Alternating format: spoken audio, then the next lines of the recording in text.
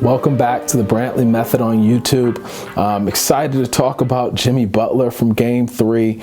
Absolutely marvelous, like historical performance from Jimmy. I guarantee you he caused the value of his coffee to skyrocket. You know, when he comes out, when he gets out of the bubble, it might be time for him to start up his own coffee company nationwide. But I'm telling you, Game 3, you know, he pulled out all the stops. He willed his team to victory. He did whatever it took for them to win. And because of that effort, you know, we're sitting here talking about, was that the greatest performance in NBA Finals history? It's a great question. I mean, you know, I think that it's hard, you'd be hard pressed to say without a doubt, hands down, that it wasn't. But there were some other pretty marvelous performances. And I instantly started to think about some of the greatest performances of all time, some of the greatest performances I've seen. You know, but we have to give credit to what Jimmy did. Jimmy became just the third player in NBA history to have a 40-point triple-double. You had Jerry West first, LeBron James, and now Jimmy Butler. You know, only three guys have ever done it, right? So, you know, 40 points, 11 rebounds, 13 assists, willed his team to victory. They're down 2-1. Game 4 is coming up tomorrow. But I really wanted to stop and think, was that the greatest performance? And if it wasn't, what was? I'm going to touch on a couple of the greatest performances in my eyes. I want to know, where do you rank his performance? Where do you put Jimmy's Finals Game 3 performance? Is it in your top 5, top 10? Is it the greatest ever? All right. For me, you know, I've got to go with Michael Jordan, 1993, Game 4 versus the Suns. You know, 55 points. 8 rebounds, 4 assists. They had no answer for him. It didn't matter who you put on him. You know, Mike said in The Last Dance that, you know, he took some things personal, and that's a pure example of it. If you didn't see that, if you weren't around during that time, the game, I'm sure it's on YouTube. Go check it out, find it. Don't just watch the highlights, watch the entire game. Watch how he took over and dominated, you know, the entire Game 4. 55 points. It's hard pressed to argue against that type of a performance. Some other performances stand out to me. Shaq in 2000 with the Lakers, Game 1 against the Pacers, you know, 43 points, 19, just a dominant performance from start to finish.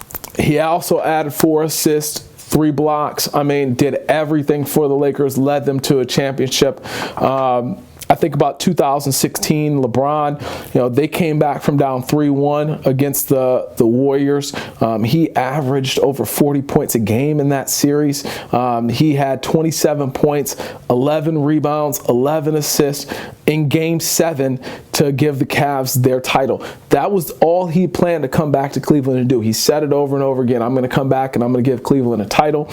He did that, averaged 41 points, 8.5 rebounds, 6 assists along the way.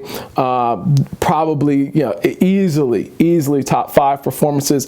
It's my number 3 performance of all time.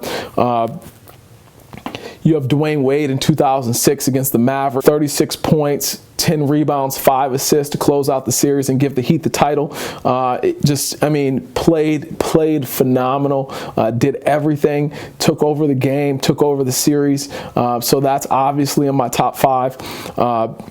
2003 against the Nets, Tim Duncan, the big fundamental, 32 points, 20 rebounds, 7 blocks, 6 assists.